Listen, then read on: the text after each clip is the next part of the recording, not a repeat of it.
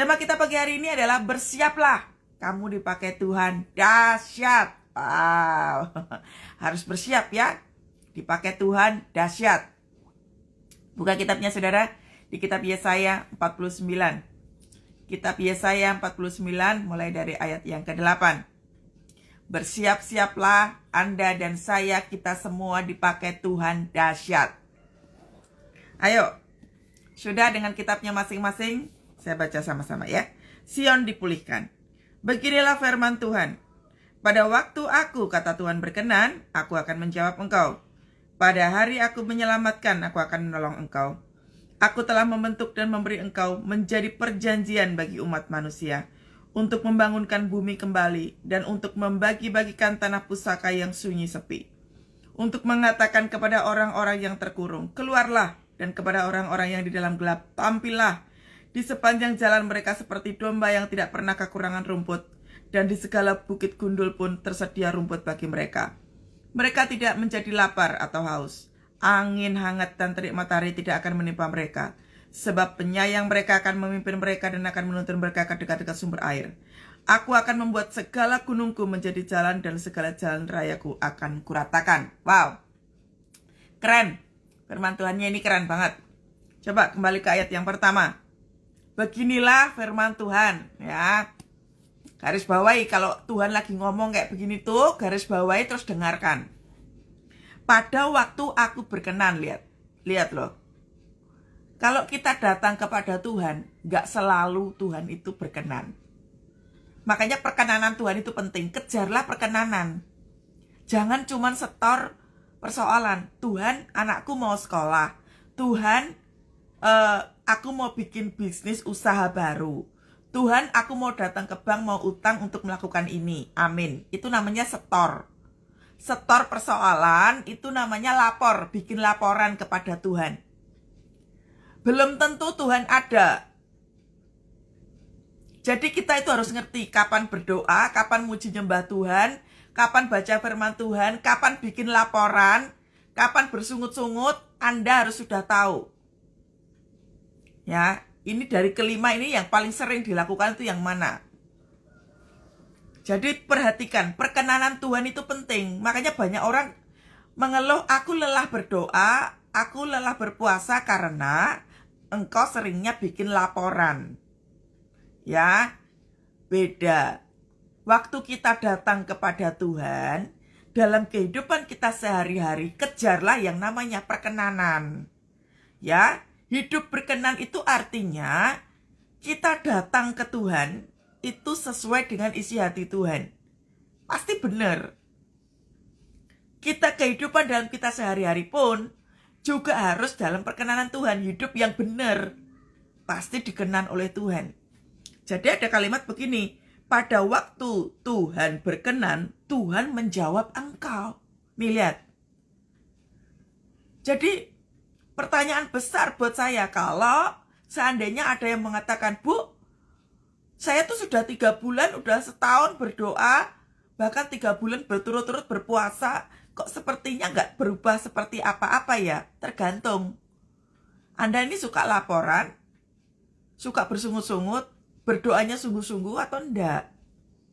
Karena perkenanan Tuhan itu selalu dimulai dari mana, saudara? Hidup dalam pertobatan. Orang kasih laporan ke Tuhan apa sajalah, kayaknya benar. Tuhan, anak saya mau sekolah, saya butuh biaya. Itu namanya bertanya, itu namanya minta.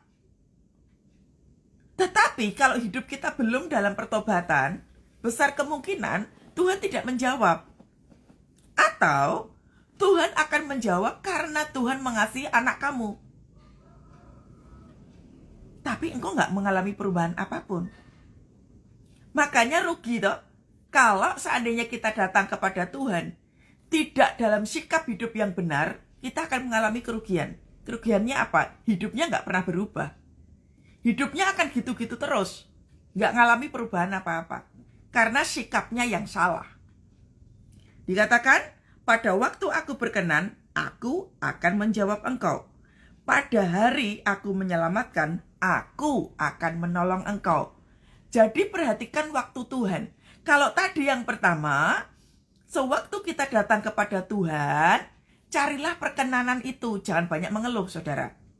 Jangan banyak mengeluh, jangan banyak bersungut-sungut. Yang kedua, hari keselamatan, terus hari pertolongan itu berdasarkan isi hati Tuhan. Perkenanan Tuhan juga. Jadi kalau seandainya hidupnya kita itu belum mengalami perubahan, itu kita yang ngomong belum mengalami perubahan. Engkau nggak berasa aja kalau mengalami perubahan. Makanya sewaktu kita mau dipakai Tuhan dahsyat, yang dipersiapkan itu kita, saudara. Kita. Makanya seringkali saya sudah bilang bahwa di tahun 2025 ini makin hari makin nggak enak. Karena kenapa? Di tahun penuaian ini goncangan akan semakin besar. Karena apa? Anda dan saya sedang dipersiapkan. Stoplah untuk mengeluh. Stoplah untuk bersungut-sungut. Makanya carilah perkenanan Tuhan. Kalau perkataanmu positif, pasti Tuhan berkenan. Kalau hatimu positif, Tuhan pasti berkenan. Makanya perkenanan Tuhan itu adalah waktu kita diselamatkan dan waktu Tuhan itu menolong kita. Caranya tuh melihat kualitas doa itu seperti itu, saudara. Ya, jadi sudah paham ya? Kalau datang kepada Tuhan, jangan banyak laporan. Jangan banyak permintaan.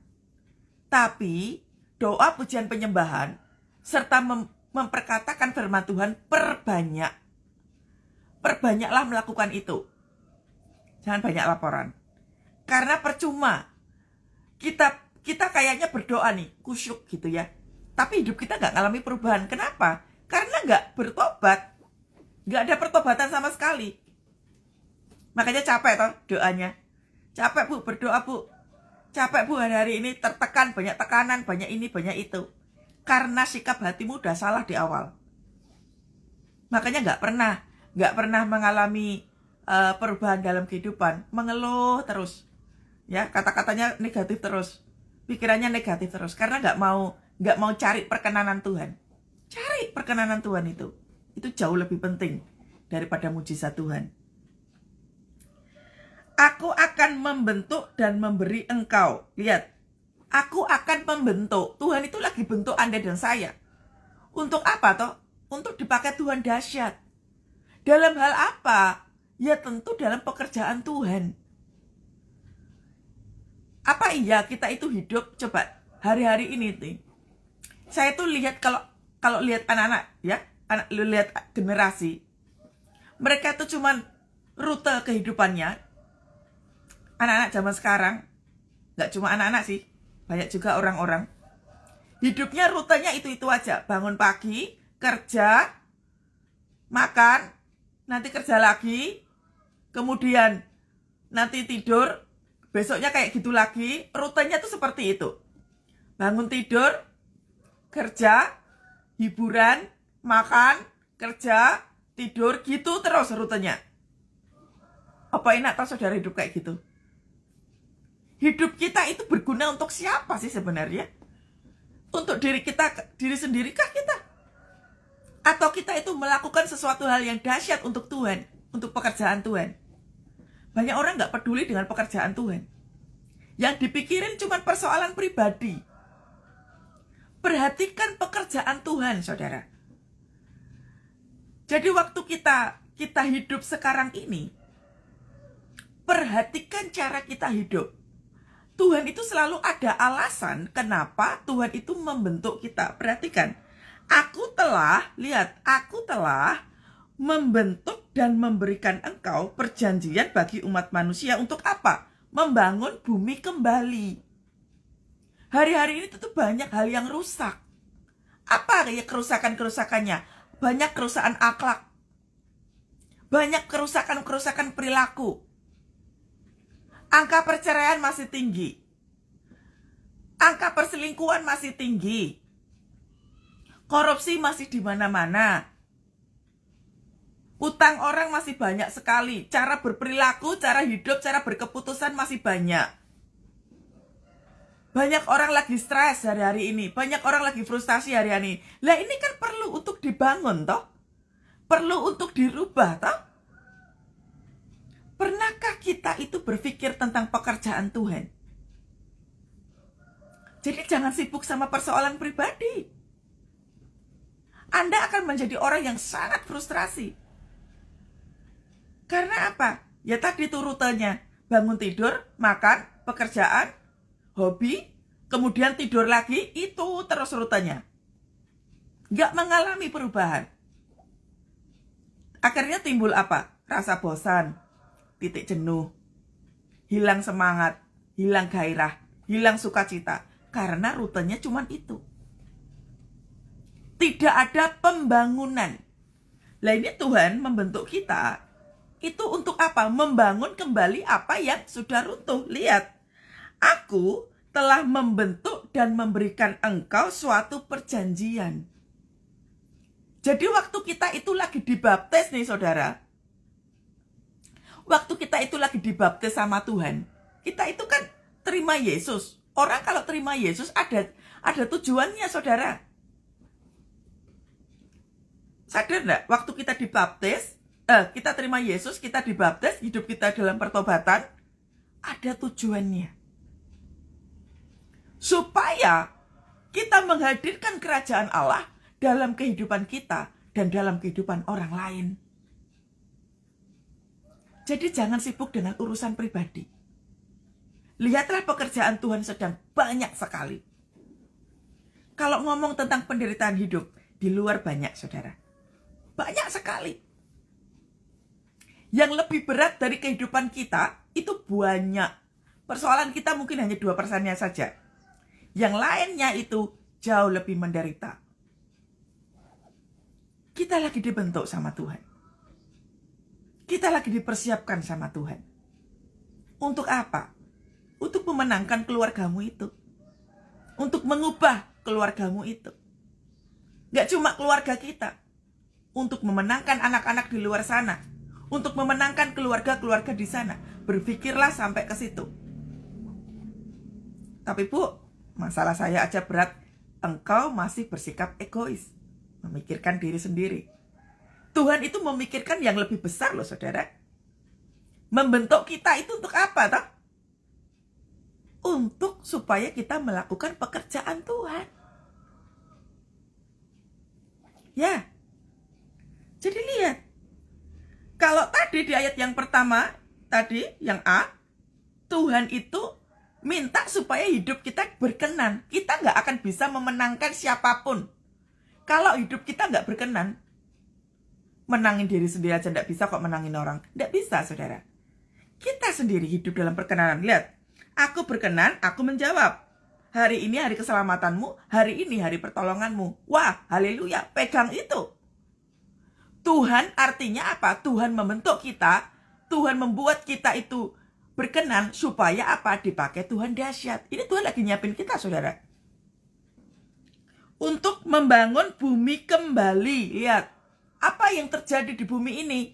Seperti tadi yang saya sebutkan, banyak perceraian, banyak perselingkuhan, banyak anak-anak lagi jatuh dalam dosa, keluarga dalam ujung kehancuran, keadaan perekonomian sudah di ujung tanduk. Keluarga-keluarga di ujung sana itu juga butuh pertolongan kita. Kita lagi dipersiapkan Tuhan untuk itu. Makanya area yang ada di dalam cepat-cepatlah dibenahi. Tapi jangan berkutat yang ada di dalam. Lihatlah keluar. Karena apa? Kita dipersiapkan Tuhan untuk membangun bumi kembali.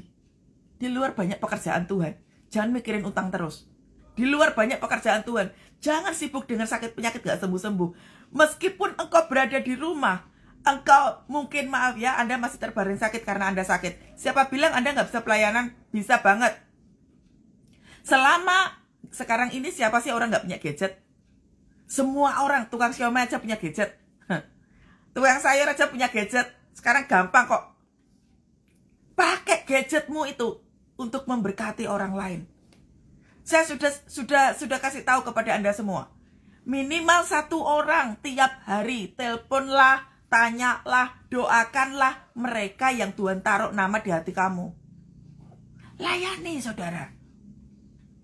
Layani. Bantulah, bukan bantulah. Jadilah partnernya Tuhan. untuk membangun bumi kembali. Saya barusan membaca satu berita gitu ya, saudara. Beberapa perusahaan sudah mulai banyak yang nge-layoff karyawannya. PHK udah di mana-mana. Artinya kalau PHK di mana-mana, angka stresnya pasti akan meninggi kembali. Ya, perekonomian akan menjadi susah kembali. Jadi apa? Kita terus kalau melihat berita seperti itu apa? Doakan bangsa Indonesia. Doakan orang-orang sekitar kita, tetangga kanan kiri kita. Mungkin mereka mengalami kesusahan kehidupan. Doakan. Perbanyak doa keliling. Memberkati orang-orang. Mungkin kita nggak melakukan banyak, tapi minimal kita bisa pakai lutut, bisa pakai doa kita untuk memberkati kanan kiri kita. Supaya apa? Kita menguasai bumi. Ini kan dikatakan apa? Untuk membangun bumi, untuk membagi-bagikan tanah pusaka yang sudah sunyi sepi. Setiap tanah yang kita injak adalah milik kepunyaan Tuhan. Kuasai itu. Rumah kita jangan jadi rumah yang stres. Rumah yang penuh dengan pertengkaran. Kuasailah rumah kita itu. Miliki hati yang teduh. Miliki jiwa yang tenang. Agar supaya dimanapun kita berada, kita menguasai tempat. Penting loh saudara. Menguasai tempat itu penting. Beberapa waktu yang lalu saya melayani jemaat yang sedang berada di rumah sakit. Anaknya masuk di ICU. Sewaktu kami masuk ke ruang ICU. Itu atmosfernya ndak enak banget. Ndak enak banget. Ada banyak kematian di situ. Yang saya lihat adalah kematian tubuh, jiwa, dan roh. Nggak cuma orang yang di ICU. Mereka yang sedang duduk di ruang tunggu mengalami kematian. Nggak bisa berdoa, mereka jejeritan nangis. Mereka nggak punya kekuatan. Mereka nggak tahu harus seperti apa. Banyak sekali yang frustrasi di situ. Kalau sudah masuk ke daerah kayak begitu, kuasailah tempat itu. Jangan buru-buru, Tuhan kami berdoa minta sembuh. Salah, saudara. Orang kalau berperang, strateginya bukan langsung nembak ke situ. Anda kalau dalam suatu situasi begitu, kuasai dulu wilayahnya, kuasai dulu. Jangan asal nembak. Nanti kita malah ketembak. Nah, strategi perang itu perlu kita tahu. Kuasai diri kita dulu, kuasai wilayah kita dulu. Mintalah Roh Kudus untuk mengubahkan atmosfer. Mintalah damai sejahtera. Makanya jangan skip damai sejahtera. Kebanyakan orang itu kalau berdoa, Tuhan, aku berdoa supaya utangku cepat lunas. Tuhan, aku berdoa supaya suamiku cepat sembuh. Tuhan, aku berdoa. Engkau jangan langsung nembak. Kuasai dirimu terlebih dahulu. Baru kuasai dulu wilayah itu. Baru setelah itu engkau bisa langsung nembak. Jadi waktu di ruang ICU itu yang saya minta pertama kepada Tuhan adalah, ya Roh Kudus, open heaven terjadi atas ICU ini. Biarlah kuasa Tuhan turun mengubahkan wilayah ini. Dalam nama Tuhan Yesus, kasih minyak urapan udah selesai. Habis itu baru masuk ruang ICU, baru bisa doa. Jadi perlu strategi perang, saudara. Perlu strategi perang. Banyak daripada kita itu gampang stres ngalami persoalan kehidupan. Kenapa? Strateginya salah. Jangan asal nembak. Ya, jangan asal nembak. Yang pertama tadi di ayat 8a, pegang dulu itu. Perkenanan Tuhan, hari keselamatan, hari pertolongan, kau pegang dulu. Makanya hiduplah dalam perkenanan Tuhan, kejar itu. Lalu yang kedua apa? Tuhan itu sedang membentuk kita. Di tengah-tengah situasi yang ada sekarang ini, Tuhan lagi bentuk kita. Entah itu Anda persoalannya apa? Persoalan Anda tuh apa toh sekarang ini? Nah, persoalan itu tuh seperti sebuah, kayak begini sih. Kalau saya itu menggambarkan, cara gampangnya adalah persoalan yang kita hadapi itu tuh kayak sebuah jembatan, kayak sebuah cara bagaimana supaya hidup kita itu lebih benar. Makanya ada masalah. Kalau kita nggak punya masalah, hidup kita pasti sembrono. Tapi kalau ada masalah, pasti hidup kita lebih berhati-hati. Kita lebih banyak belajar dari persoalan itu. Nah, itu adalah waktu yang tepat untuk apa? Membentuk kita. Makanya tadi saya bilang, kita ini hidup, Tuhan itu punya tujuan. Ya, kita itu dimiliki oleh Tuhan itu ada tujuannya, saudara. Untuk apa? Ayat yang ke-9. Untuk mengatakan kepada orang-orang yang terkurung, keluarlah. Ini lihat. Untuk mengatakan kepada orang-orang yang terkurung, keluarlah. Jadi kita ini dipakai Tuhan dahsyat supaya kita itu nggak stres. Kita justru dipakai Tuhan supaya kita nolongin orang di luar sana yang lagi stres. Contohnya kayak tadi tuh, sewaktu saya masuk ke ruang ICU melayani jemaat itu, saya nggak kenal saudara, jemaatnya siapa, nggak kenal. Dia saudara dari anak komsel saya. Saya nggak kenal siapapun yang ada di situ. Tugas Kathy diutus Tuhan adalah apa? Menyelamatkan, lihat, mengatakan kepada orang-orang yang terkurung. Orang-orang yang terkurung itu apa? Yang stres, yang ketakutan, yang nggak tahu harus berbuat apa. Supaya apa? Perkataan kita itu mengandung kuasa untuk mengatakan apa? Keluarlah dalam nama Tuhan Yesus. Terjadi pembebasan.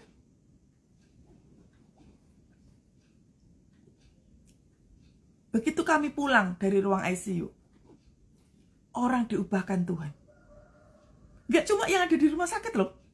Yang menjaga keluarga besar itu mengalami pembebasan. Tiba-tiba mereka bisa tidur, mereka bisa bersuka cita, mereka bisa makan, mereka bisa istirahat dengan tenang. Ini loh yang dikatakan di ayat yang ke-9 itu. Anda dan saya dipakai Tuhan untuk mengeluarkan orang-orang yang terkurung. Jangan kita yang terkurung, saudara. Ayo, bangkitkan dirimu. Keluarlah dari situasi, makanya kejarlah perkenanan Tuhan. Perkenanan Tuhan selalu diawali dengan pertobatan. Ya, perkenanan Tuhan selalu diawali dengan pertobatan. Dimanapun kita berada, jadilah penguasa. Penguasa, saudara, penting sekali. Ya, untuk mengatakan orang-orang yang terkurung, keluarlah. Dan kepada orang-orang yang ada dalam gelap, tampillah. Ya. Jadi kalau doa jangan umum. Tuhan, aku berdoa supaya keluarga aku pulih kembali. Pulih dari apa? Nah, dalam nama Tuhan Yesus, terjadi kehidupan. Terjadi kehidupan. Waktu saya masuk ke ruang ICU juga begitu. Dalam nama Tuhan Yesus, aku perkatakan terjadi kehidupan di tempat ini. Tuhan, aku berdoa ya Tuhan. Setiap kematian-kematian roh malam hari ini harus bangkit. Dalam nama Tuhan Yesus. Terjadi. Kenapa kok terjadi? Karena Tuhan punya satu kerinduan. Orang-orang yang kita ketemuin itu mengalami pembebasan. Ingat ya? Untuk mengatakan orang-orang yang terkurung keluarlah, dan orang-orang yang ada dalam gelap tampillah. Di hari yang kedua, itu kan hari Kamis saya datang. Hari Sabtu saya datang kembali melayani di rumah sakit itu. Tuhan kasih satu firman Tuhan, yaitu tentang Paulus dan Silas. Saya ngomong kepada si anak yang di ICU itu, yang lagi dirawat itu, dia dalam kondisi dia koma. Saya katakan begini, saya tahu nak, kamu mendengar suara saya. Tuhan katakan bahwa engkau ini seperti Paulus dan Silas. Engkau sedang dipenjara dan banyaklah muji nyembah Tuhan. Supaya tawanan-tawanan, pasien-pasien yang ada di dekat kamu itu ngalami pembebasan. Ayo sekarang muji nyembah Tuhan. Lalu kami nyembah, saudara. Kami nyembah. Sewaktu kami nyembah, ternyata dilihat oleh pasien lain. Ternyata dilihat oleh keluarga-keluarga lain. Dan tiba-tiba itu pasien yang lain itu bertanya sama keluarga yang lain itu. Itu hamba Tuhannya boleh gak ya datang kemari supaya mendoakan suami saya? Loh, ini loh saudara, yang dimaksudkan Tuhan itu. Kalau kita doa, jangan cuma doa untuk diri sendiri. Lihat kanan kiri kita tuh supaya juga ngalami pembebasan. Jangan berdoa untuk area kita sendiri. Berdoalah untuk orang-orang yang ada di sekitar kita. Makanya firman Tuhan katakan berdoalah untuk kesejahteraan kotamu. Dimanapun kita berada selalu ada yang namanya kesejahteraan. Rebutlah setiap wilayah, rebutlah setiap jiwa. Rebut wilayah itu. Kalau engkau banyak utang, contoh. Engkau ini terikat sama utang piutang. Gitu ya. Engkau berdoa, Tuhan hambamu enggak tahu apakah tetangga kanan kiri juga terikat utang. Tuhan hambamu berdoa supaya komplek di rumah saya berada sekarang ini. Tuhan ada pembebasan. Enggak ada yang utang. Dimulai dari saya dulu Tuhan. Saya bertobat kapok utang. Dan aku berdoa supaya aku dipakai Tuhan dahsyat untuk membebaskan orang-orang yang banyak utang itu. Ini loh tujuan ayat firman Tuhan itu. Tuhan, aku lagi sakit. Tuhan, aku minta sembuh. Agar supaya ya Tuhan, aku bisa membebaskan orang-orang yang sedang sakit. Waktu engkau sakit, berdoalah untuk orang yang sakit itu. Waktu engkau berbeban berat tentang keuangan, berdoalah kepada orang yang lagi berbeban persoalan uang itu. Ini loh maksudnya. Jadi bersiaplah, Tuhan akan pakai kita dahsyat. Jangan hanya fokus kepada kesukaran hidup, Anda akan terlambat. Fokuslah pada pekerjaan Tuhan. Kalau kita lagi diperhadapkan pada situasi yang gak enak, berarti Tuhan lagi pengen kita belajar. Orang kalau gak belajar bodoh toh. Makanya banyaknya belajar pada situasi-situasi yang sukar itu. Punyai keinginan untuk struggle. Apa ya bahasa ini yang lebih itu? Miliki keinginan untuk banyak belajar dari situasi-situasi yang tidak menyenangkan itu. Jangan melo terus. Jangan mengasihani diri sendiri terus. Kita lagi berlari kencang hari-hari ini. Amin ya. Beberapa waktu yang lalu ada orang DM sama saya begini. Bu, saya diperhadapkan pada situasi yang sulit. Saya suami istri kena PHK, anak putus sekolah, ini dan itu. Berarti api dalam rumah tanggamu lagi mati. Suami istri kalau udah sibuk, pasti nggak ada jam doa toh. Makanya gerudukan punya persoalan. Yang masalah finansial lah, yang masalah kesehatan lah, yang anak sekolah hampir putus sekolah, gerudukan masalahnya.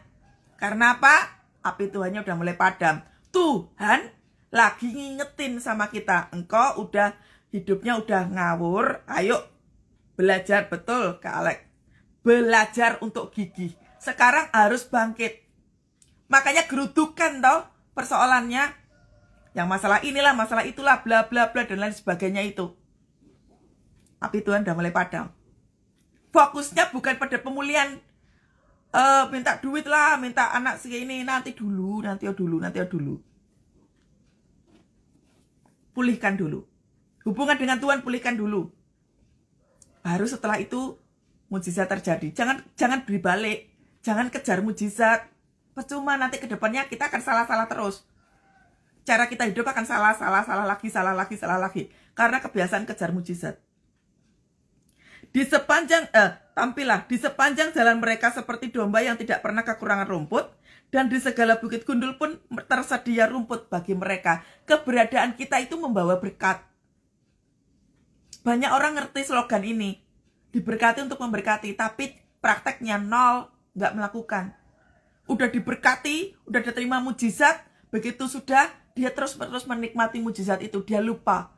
Bahwa kalau engkau sudah dapat mujizat. Pergilah keluar sana memberitahukan kemuliaan Tuhan. Seringkali kita itu terlena menikmati berkat. Kita itu sudah terlena menikmati pemberian Tuhan. Sampai kita lupa bahwa kita itu dipakai Tuhan untuk apa? Kemuliaan Tuhan itu nyatakan. Lewat kehidupan kita sehari-hari. Doakan orang, layanin orang, peduli sama orang. Hal-hal yang sederhana aja saudara. Kebiasaan-kebiasaan yang kita lakukan dari hal sederhana itu, engkau akan dipakai Tuhan luar biasa. Amin. Dimanapun kita berada, ayo. Jadilah partnernya Tuhan. Saya suka statement ini. Tuhan taruh saya beberapa waktu yang lalu. Kalau kita itu memprioritaskan kepentingan Tuhan, kebutuhan kita yang tidak terucapkan itu Tuhan akan genapi. Saya itu sudah berkali-kali saudara. Sudah berkali-kali kebutuhan kehidupan saya itu selalu digenapi oleh Tuhan tanpa saya minta. Karena fokusnya adalah mengerjakan pekerjaan Tuhan itu. memang kita bekerja, ya memang harus kita bekerja. Kita harus berusaha. Tapi ada tapinya. Lihat, Tuhan itu punya waktu. Kita juga punya waktu. Lihat cara hidupnya Tuhan Yesus. Ada waktu untuk datang kepada Bapaknya pagi, malam. Ada waktu untuk mengajar. Ada waktu untuk melakukan banyak mujizat. Ada waktu untuk menyembuhkan orang sakit. Ada waktu. Jangan cuma kerja terus.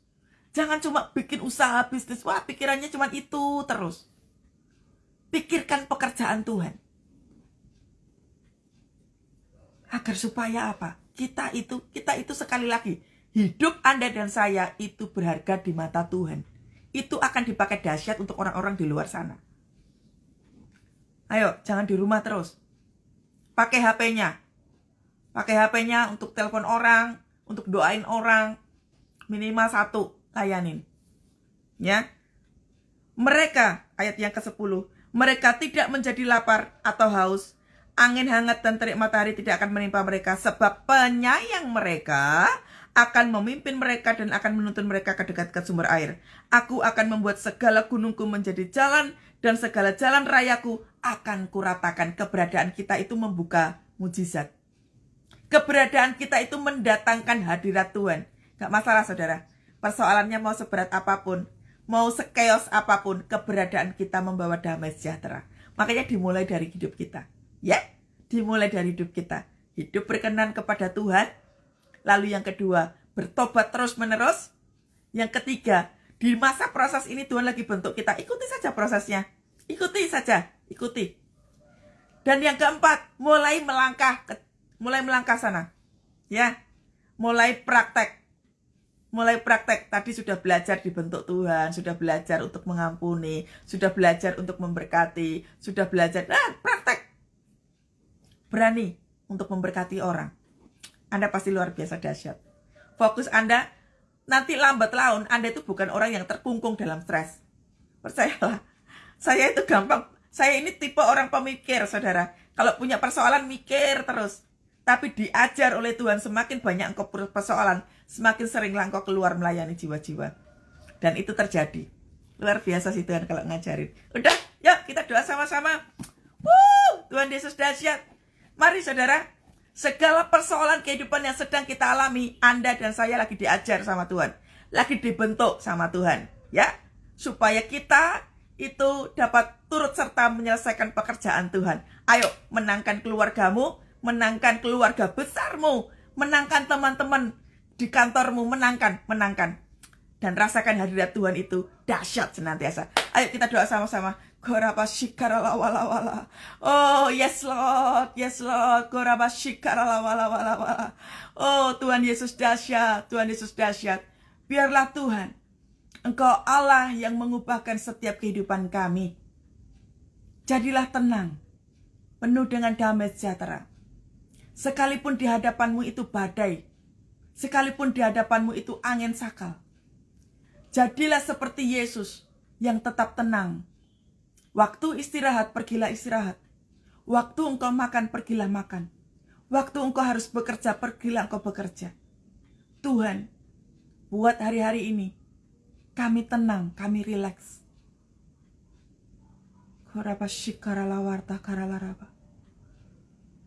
Tenang, saudara. Tuhan katakan tenang pagi hari ini.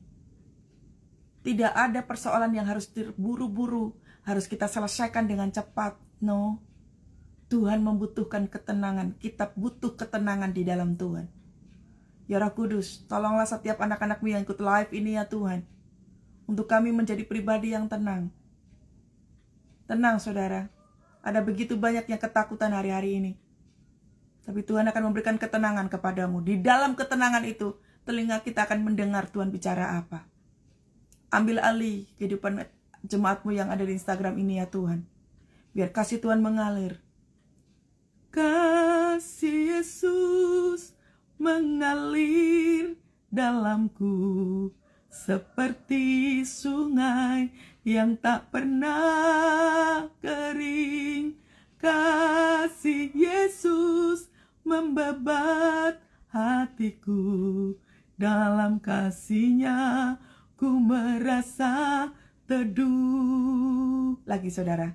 Kasih Yesus mengalir dalammu seperti sungai yang tak pernah kering. Kasih Yesus membabat hatiku, dalam kasih-Nya ku merasa teduh. Di dalam nama Tuhan Yesus, ketenangan terjadi, keteduhan terjadi. Open heaven terjadi atas setiap jemaat-Mu ya Tuhan. Rumah kami penuh dengan damai sejahtera. Tempat di mana kami bekerja penuh dengan damai sejahtera. Tuhan mengubahkan atmosfer menjadi tenang, menjadi teduh. Aku perkatakan, hei badai, berhenti, diam dan tenanglah. Setiap ketakutan dan kekhawatiran, diam dan tenanglah. Tuhan hadir menjamah setiap jemaat-Mu. Well God, wow, dahsyat. Tuhan sedang berjalan saudara. Roh Kudus sedang berjalan mendekati saudara. Rasakan hadirat Tuhan. Rasakan kasih Tuhan. Tuhan Yesus dahsyat. Terima kasih Tuhan. Kami percaya pagi hari ini akan terjadi banyak pembebasan setiap jemaat-Mu. Terima kasih Yesus. Terimalah kesembuhan. Terimalah damai sejahtera. Terimalah sukacita. Berlimpah, limpah, limpah. Dalam nama Yesus. Biarlah damai sejahtera Allah, sukacita Tuhan mengalir bagi setiap kehidupan kita. Pagi hari ini dan sampai selama-lamanya. Urapan Roh Kudus turun memenuhi setiap kita. Haleluya, haleluya. Amin, amin, amin. Tuhan Yesus dahsyat. Banyak sukacita ya, saudara. Banyak muji nyembah Tuhan. Ubah atmosfer rumah kita menjadi teduh. Amin. Sampai ketemu besok pagi. Shalom semuanya. God bless.